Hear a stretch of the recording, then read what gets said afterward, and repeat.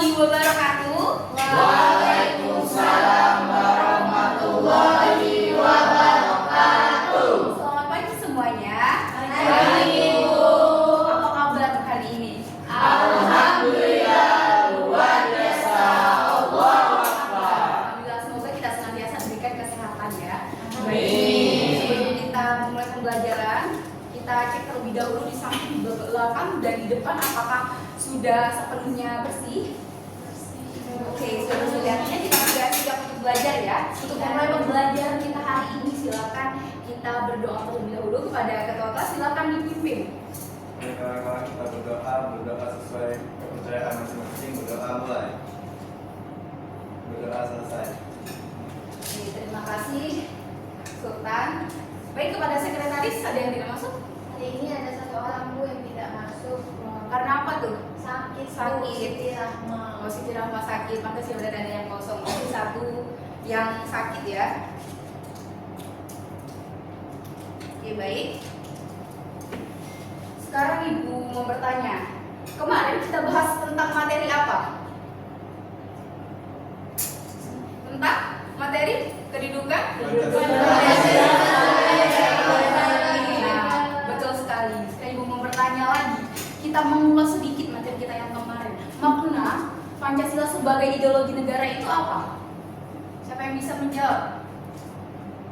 Makna Pancasila sebagai ideologi negara itu apa? Oke, Kang Sulis, boleh. Maknanya itu bahwa Pancasila itu sebagai pedoman hidup dalam kehidupan berbangsa dan bernegara. Oke, betul sekali. Jadi Pancasila, makna Pancasila sebagai ideologi negara itu artinya Pancasila sebagai pedoman hidup kita sebagai warga negara di dalam menjalankan kehidupan berbangsa negara. Pancasila itu sebagai ideologi negara artinya adalah ideologi itu visi, ide, nilai yang menjadi pedoman di dalam penyelenggaraan kehidupan dari suatu negara. Artinya Pancasila itu pedoman kita di dalam penyelenggaraan kehidupan di negara kita, negara Indonesia. Nah, selanjutnya itu adalah kita bahas sedikit materi yang minggu kemarin. Ini yang menjadi Pancasila menunjukkan sebagai ideologi negara yang memuat nilai-nilai berdasar bangsa Indonesia bersifat hakiki dan bersumber dari sejarah perjuangan bangsa. Ada 3 sebenarnya yang bakal kita kulik kembali, yaitu nilai dasar. Pancasila itu sebagai nilai dasar, nilai instrumental, dan nilai praksis. Ini yang sudah dijawab oleh teman-teman tadi. Benar ya, berarti sesuai dengan yang telah kita pelajari, yaitu sebagai pedoman kehidupan berbangsa dan bernegara. Selanjutnya, hari ini kita akan melanjutkan ke materi yang sama, tapi ke materi yang agak lebih luas, yaitu tentang penyelewengan nilai-nilai Pancasila sebagai ideologi negara. Apa? Siapa yang tahu maksud dari penyelewengan nilai-nilai Pancasila sebagai ideologi negara itu apa? Saya Bu, Apa? penyimpangan daripada nilai-nilai Pancasila. Betul. Ada lagi yang mau menjawab? Cukup ya. Jadi benar sekali, penyelewengan itu artinya penyimpangan atau hal-hal yang bertentangan dengan nilai-nilai Pancasila yang tidak sesuai dengan ideologi negara kita. Baik, silakan saksikan ya videonya.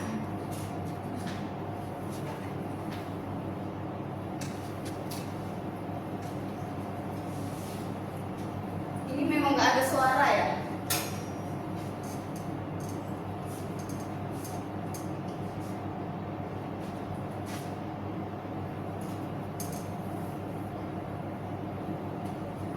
Silakan saksikan ya videonya. Nanti Ibu mau bertanya nih kepada siapa saja yang bisa menjawab, silakan. Ada nilai tambahan.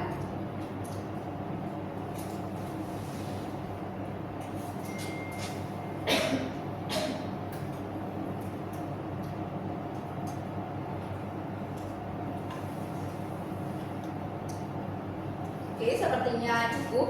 Sekarang kita dapat menyimpulkan dari tayangan video tadi. Ibu mau bertanya, siapa yang dapat menyimpulkan apa saja penyelewengan nilai Pancasila untuk sila pertama yang benar-benar terjadi di dalam video tadi? Ada yang bisa menjawab? Saya Bu. Boleh? Jadi itu masa itu bakal rumah yang ada. Jadi itu adalah sikap intoleransi Bu. Oke, betul sekali ya. Jadi penyelewengan nilai Pancasila tadi sudah terlihat jelas. Pertama kali yang ditampilkan itu adalah masa membakar rumah ibadah itu artinya menunjukkan bahwa pada realitanya Pancasila itu belum sepenuhnya diterapkan di dalam kehidupan bermasyarakat. Karena apa? Karena masih ada saja intoleransi yang terjadi, terutama di dalam sila pertama, yaitu keberagaman dalam beragama. Sekarang, Ibu mau jawab, Ibu mau bertanya, semuanya boleh jawab. Untuk penjelasan nilai Pancasila sila kedua yang tampil dalam video tadi apa? Saya boleh?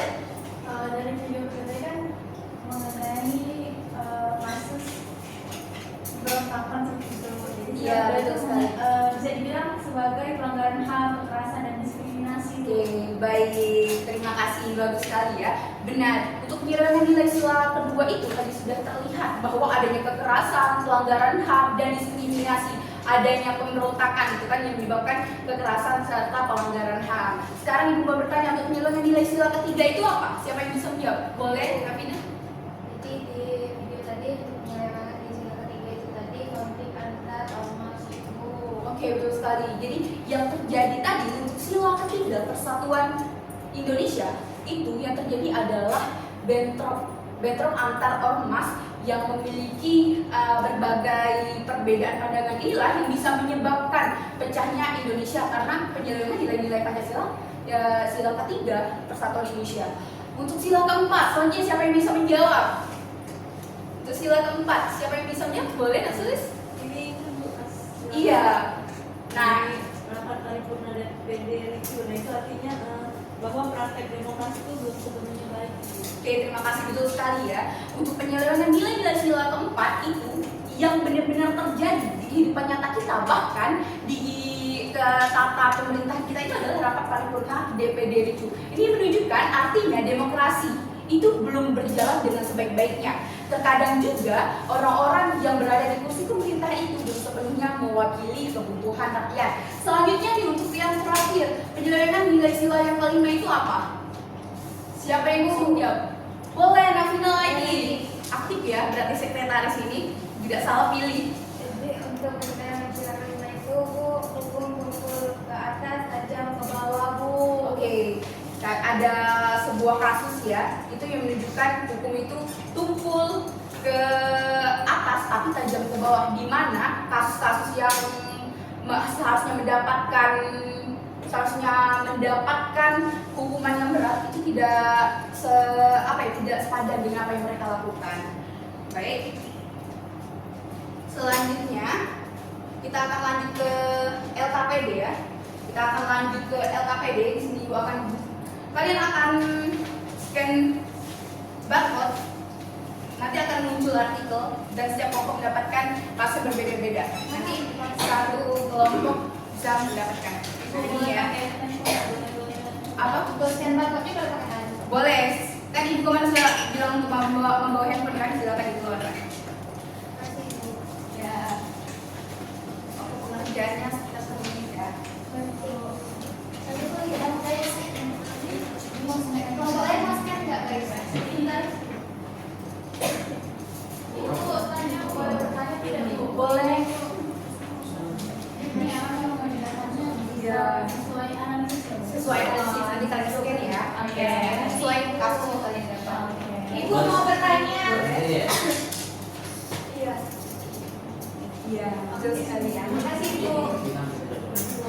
Baik, semuanya sudah selesai? Bu, Sudah selesai? Oh, boleh. Oke, baik. Langsung saja ya kita presentasi ya. Karena sudah selesai, sudah menggunakan waktu yang cukup banyak juga. Kita diwakilkan oleh kelompok 5 karena kelompok 5 yang paling cepat selesai tadi kan. Silakan untuk 3 orang kelompok 5 presentasikan secara singkat untuk maju ke depan. Silakan. Kelompok Vina, Trisatya, dan Semuanya, Bu. Iya, betul sekali semuanya. Yuk guys. Jadi teman-teman, kami akan mempresentasikan hasil dari diskusi kami. Bu, izin Bu, untuk soal yang pertama itu berdasarkan mendapatkan vonis lebih ringan. Hal ini menunjukkan hukum di Indonesia tajam ke bawah dan tumpul ke atas, bertentangan dengan prinsip keadilan sosial yang seharusnya ditegakkan tanpa diskriminasi berdasarkan status sosial dan kekuasaan. Oke, untuk jawab pertanyaan kedua, bagaimana penyelewengan nilai Pancasila dapat mengancam kedudukan Pancasila sebagai ideologi negara. Adapun diskusi kami yaitu Pancasila sebagai ideologi negara menempatkan keadilan sosial sebagai fondasi moral dan hukum dengan sila kelima menuntut perlakuan hukum yang adil dan setara. Ketimpangan penegakan hukum seperti dalam kasus ini tadi itu mengancam posisi Pancasila karena merusak kepercayaan publik terhadap supremasi hukum dan nilai-nilai keadilan yang menjadi dasar kebangsaan. Jika ketidakadilan dibiarkan, maka Pancasila sebagai pedoman negara tidak akan dihormati dan melemahkan stabilitas sosial serta politik yang ada di Indonesia. Terakhir, untuk saat ketiga, uraikanlah solusi yang dapat mengatasi kasus penyelewengan nilai Pancasila sebagai ideologi negara. Jadi jawabannya Bu, solusi untuk kasus tersebut dan terima kasih. Oke, baik, terima kasih kepada kelompok 5. Silakan beri tepuk tangan.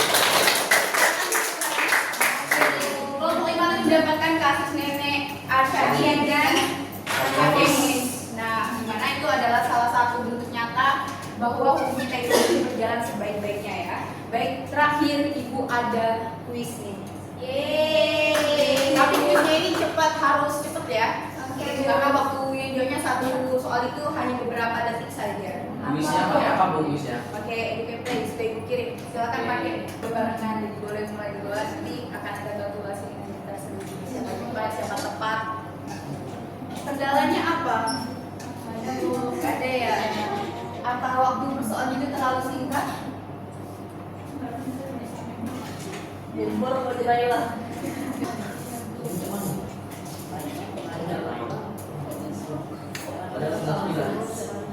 Kurang cepat banget.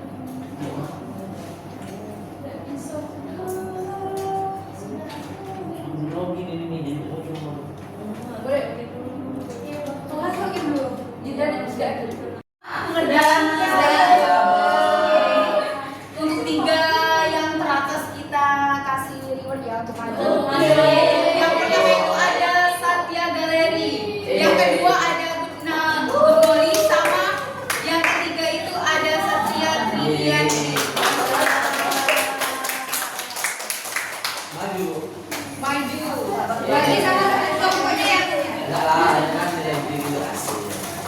pasang ya kamu ya. Itu katanya suruh bagi-bagi ya. Satria sama Satria Maya maju.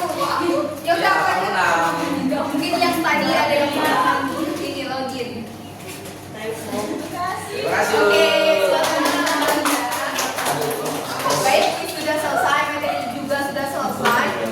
Minggu depan kita lanjut ke materi yang baru. Jadi siapa yang bisa menyimpulkan dari pembelajaran kita hari ini? Siapa yang bisa menyimpulkan dari pembelajaran kita hari ini? Bu. Baik, silakan Safira.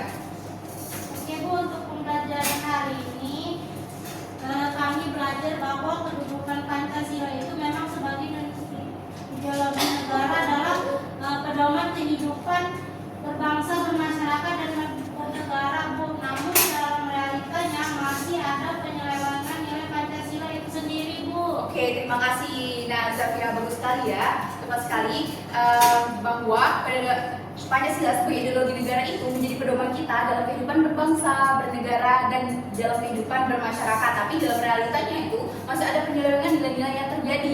Artinya dari kita terlebih dahulu nanti ke masyarakat luas perlunya penerapan nilai Pancasila untuk menjaga kehidupan Pancasila sebagai ideologi negara.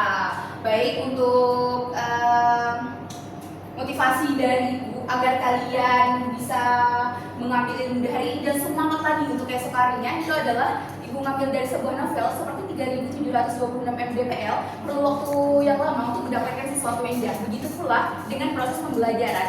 Proses belajar yang tidak bisa berlangsung seketika. Proses belajar itu berlangsung dalam waktu lama, bahkan sepanjang masa. Nanti anak-anak akan merasakan sendiri sesuatu yang indah itu sebagai hasil dari anak-anak belajar hari ini dan di waktu yang akan datang, gitu ya. Jadi untuk pembelajaran ini virtual ya, bukan virtual. Ibu mau ngasih tugas, kita pakai metode role playing, di mana setiap kelompok itu silakan bermain peran, membuat drama singkat selama maksimal 5 menit. Isu sila pertama, sila kedua, sila ketiga, sila keempat, dan sila kelima ya. Nanti dia dikirim ke kelompok yang tadi. Oke. Untuk menutup pembelajaran kita hari ini, silakan kita tutup dengan doa. Kan tadi kita buka dengan doa. Silakan ketua kelas kita berdoa terlebih dahulu. Ketua kelas kita berdoa terlebih dahulu. Baik, kan berdoa menurut kepercayaan masing-masing. Berdoa Oke, terima kasih. Baik, sudah selesai ya pembelajaran kita hari ini. Ibu harap materi yang kita pelajari hari ini bisa diserap dengan baik agar kita terapkan juga di kehidupan sehari-hari. Ya. Baik, terima kasih. Sekian Ibu tutup. Assalamualaikum warahmatullahi wabarakatuh.